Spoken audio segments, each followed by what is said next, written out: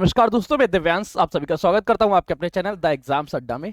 जैसा कि आप लोगों ने देखा कि उत्तर प्रदेश अधीनस्थ सेवा चयन आयोग को एसएन सावत जी जब से मिले हैं तब से ये प्रोसेसिंग बहुत फास्ट हो चुकी है। इसके हर एक परिपक्ष में हर एक क्रम को बहुत तेजी से जारी कर रहा है। इसी क्रम में आज हम लोग चर्चा करेंगे उत्तर प्रदेश अधीनस्थ सेवा चयन आयोग के अंतर्गत स्टेनोग्राफर पोस्ट के लिए। ठीक है, स्टेनोग्राफर के नोटिफिकेशन पहले आप लोगों को मिल चुका है। उम्मीद करते हैं कि आप लोगों ने फॉर्म भर दिया होगा। जिन्होंने नहीं भरा है उनके पास मात्र 25 जनवरी तक का समय है, तो 25 जनवरी से पहले आप लोग अपना फॉर्म भर दीजिएगा। इसके विषय में आज हम लोग चर्चा करेंगे एक फ्री बैच के बारे में, चर्चा करेंगे पीडीएफ नोट्स आपको कहां से मिलेंगे, स्टडी मटेरियल आप कैसे पाएंगे। इसके साथ ही आज की क्लास को स्टार्ट करते हैं। अगर आपको हमारा ये जानकारी या प्रयास पसंद आता है तो सेशन से जुड़िएगा, अपने दोस्तों को शेयर करिएगा। उम्मीद करते हैं कि आप लोग कमेंट कर चुके होंगे। आज की क्लास को स्टार्ट करने से पहले आज हम लोग एक बुक के बारे में चर्चा करेंगे, जिस बुक की सबसे अच्छी खासियत ये कि आपके सिलेक्शन के क्रम में एक महत्वपूर्ण योगदान देगी। ये बुक किसके द्वारा जारी की गई है? चक्षु पब्लिकेशन की यह बुक। देखिए इसमें खासियत क्या है। सबसे पहले इसकी क्वालिटी के बारे में देखिएगा।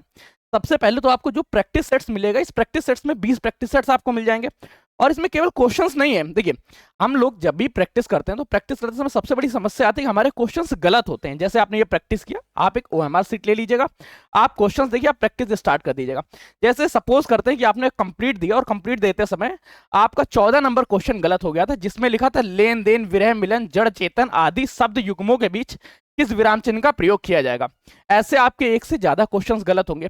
अब आपको अपनी गलतियां मिल गई और इस गलतियों को सुधारने के लिए क्या है, आपका 14 नंबर गलत हुआ, 15 नंबर गलत हुआ, 18 नंबर गलत हुआ, जितने भी क्वेश्चंस गलत हो जाए तो प्रैक्टिस सेट्स के जस्ट लास्ट जहां आपका प्रैक्टिस सेट्स एंड होगा, प्रैक्टिस सेट के एंड होते उसका एक्सप्लेनेशन आपको मिल जाएगा। तो सबसे ज्यादा जरूरी चीज है इसका एक्सप्लेनेशन देखना। देखिए यहाँ पे 14 नंबर क्वेश्चंस का एक्सप्लेनेशन आपको दिया गया होगा। योजक चिन्ह का प्रयोग किया जाता है, सिर्फ और सिर्फ योजक चिन्ह नहीं, इसकी डिटेलिंग भी यहाँ पे आपको मिल जाएगी। तो अगर आप सिलेक्शन लेना चाहते हैं तो सिलेक्शन के क्रम में चक्षु पब्लिकेशन का यह पुस्तक आप लोगों के सिलेक्शन में एक अहम योगदान देगा। अब हम लोग जानकारी लेते हैं। ये बुक्स आप पा कहां सकते हैं? देखिए इस बुक के लेने के लिए आपके नजदीकी पब्लिकेशन हाउस है, वहां सब जगह मिल जाएगी। जहां जहां आपकी वो बुक्स मिलती है वहां मिल जाएंगी। अगर आपको कहीं नहीं मिल रही तो लिंक डिस्क्रिप्शन में लगा होगा, वहां से जाके आप इस बुक को प्राप्त कर सकते हैं। अब इन बैच के बारे में चर्चा करते हैं कि ये बैच क्या है, इसकी नोटिफिकेशन क्या है, डिटेल क्या है। देखिए इसके सबसे पहले नोटिफिकेशन की उम्मीद करते हैं कि आप लोगों ने देख लिया होगा, क्योंकि फॉर्म आप लोग भर चुके हैं। अगर नहीं देखा है तो भी एक बार चर्चा कर ही लेते हैं। जब यहाँ तक पहुंचे तो देखिए फॉर्म डेट्स ये थी, वैसे ये पूरा नोटिफिकेशन आप लोगों को पहले भी हमारे यूट्यूब चैनल पे भी बताया जा चुका था, टेलीग्राम पे भी, व्हाट्सएप पे, सब जगह आपको मिल चुका था। उम्मीद करते हैं आप लोगों ने देखा होगा। अगर नहीं देखा तो इसकी एक बार शॉर्ट लिस्टिंग देख लेते हैं। बहुत ज्यादा डिटेल में नहीं जाएंगे क्योंकि आप लोगों का समय अत्यंत महत्वपूर्ण। देखिए सबसे पहले ध्यान रखिएगा इसकी लास्ट डेट क्या है। इसकी लास्ट डेट आप लोगों के पास है 25 जनवरी। लास्ट के 2-4 दिन फॉर्म मत भरिएगा, कोशिश करिएगा कि 20 जनवरी से पहले आप लोग इसका फॉर्म भर दीजिए। 661 पोस्ट की यह भर्ती है। 661 पोस्ट को अलग अलग कैटेगरी वाइज डिवाइड किया गया है। जनरल कैंडिडेट्स के लिए 321 पोस्ट है। अगर आप ईडब्ल्यूएस से है तो 46 पोस्ट आप लोगों के समक्ष रहेंगे। ओबीसी कैटेगरी से है तो 125 पोस्ट है। एससी के लिए 155 पोस्ट और एसटी कैटेगरी में 14 पोस्ट आई है। ये कुल पोस्ट का विवरण है। इस क्रम में आप लोग अपने आर्ता रह सकते। देखिए सबसे जरूरी चीज होता है किसी भी फॉर्म के लिए आर्ता, मुख्य तौर पर योग्यताएं क्या है। देखिए सबसे पहले तो आपको कक्षा 12 पास होना चाहिए।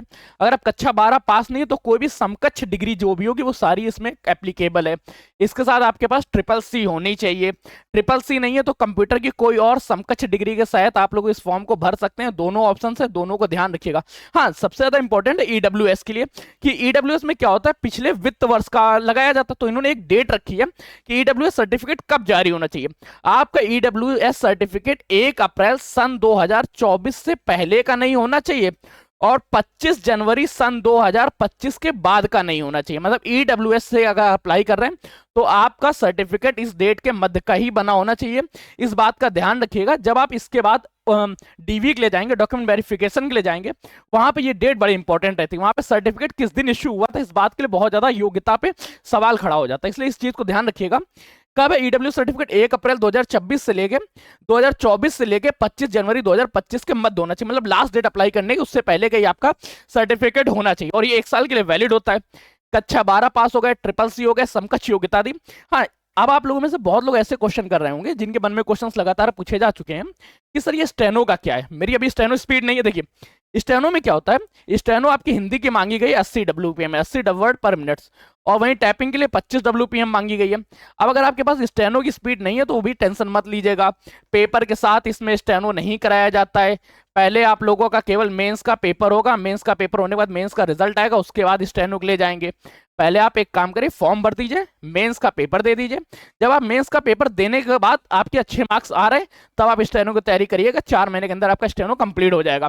कुल मिला के रिजल्ट आने के बाद भी आपको 2 से 3 महीने का समय मिलेगा। पेपर देने के बाद आपको 4 महीने आराम से मिल जाएंगे, जिसमें आप स्टेनो की तैयारी कर सकते हैं। तो ये एक बहुत सुंदर सा फॉर्म है, जो आपके सिलेक्शन के क्रम में एक सिलेक्शन लेटर आप लोगों के घर पहुंचा देगा। 661 पदों की भर्ती है। आप तैयारी करने के क्रम में मैं कुछ जानकारी आपके साथ साझा करना चाहता हूं। अगर आप इसके पीडीएफ नोट्स लेना चाहते हैं, स्टडी मटेरियल प्राप्त करना चाहते हैं, तो द एग्जाम्स अड्डा की ओर से आप लोगों के समझ एक फ्री बैच लाया जा रहा है। इस फ्री बैच से जुड़ने के लिए क्या करना है, आपके पास एक नंबर है 9889057003। इस नंबर पे आपको टेक्स्ट करना है। टेक्स्ट में लिखना है उत्तर प्रदेश अधीना सेवा चयन आयोग UP triple S C stenographer असुलिपिक। बस ये चीज आपको लिख के व्हाट्सअप कर देना है। इसके बाद आपको एक ग्रुप में जोड़ दिया जाएगा, जहां से आप लोगों के पास PDF notes, study material free में मिल जाएंगे। अभी वर्तमान समय में द एग्जाम्स अड्डा की ओर से आप लोगों के लिए यूपी की क्लास जो है वो कंप्लीट फ्री ऑफ कॉस्ट चल रही है। यूपी की क्लास चल रही है, और आप लोगों की हिंदी की क्लासेस प्रारंभ हो चुकी है। यूपी हिंदी और क्या चल रहा है इस समय सर? चलिए ठीक है, यूपी की क्लास और हिंदी की क्लास, साथ में जीके सेक्शन आप लोगों का मंडे से स्टार्ट हो जाएगा। ये 3 सेक्शन अभी आप लोगों के कंप्लीट स्टार्ट है। बाकी जो सेशन आप लोगों को बस है, सिलेबस तो आप लोगों को कंफर्म हो ही गया होगा कि सिलेबस क्या। चलिए एक बार फिर से चर्चा बता देते हैं। हिंदी आप लोगों के में आएगी 30 नंबर की। हिंदी का क्वेश्चन आपका 30 नंबर का, रीजनिंग का आप लोगों को लगा 15 मार्क्स का, जीके का सेक्शन था 20 नंबर का, कंप्यूटर का सेक्शन है 15 नंबर का, यूपी जीके आप लोगों के पास 20 नंबर की आनी। और ये कंप्लीट सिलेबस करने के लिए आपके पास 2 घंटे का समय मिलेगा। 2 घंटे में मात्र 100 क्वेश्चंस होंगे, और ये आप आसानी से सॉल्व कर लेंगे। चलो आज के सेशन को यहीं तक रखते हैं। उम्मीद करते हैं आपको सेशन पसंद आया होगा। दोस्तों शेयर करिएगा। तब तक के लिए कीप स्टडी, कीप स्माइलिंग, पढ़ते रहिए, मुस्कुराते रहिए। मिलते हैं नेक्स्ट सेशन में नई जानकारियों के साथ, नए सिलेक्शन क्रम में आगे बढ़ाते हुए। तब तक के लिए धन्यवाद दोस्तों।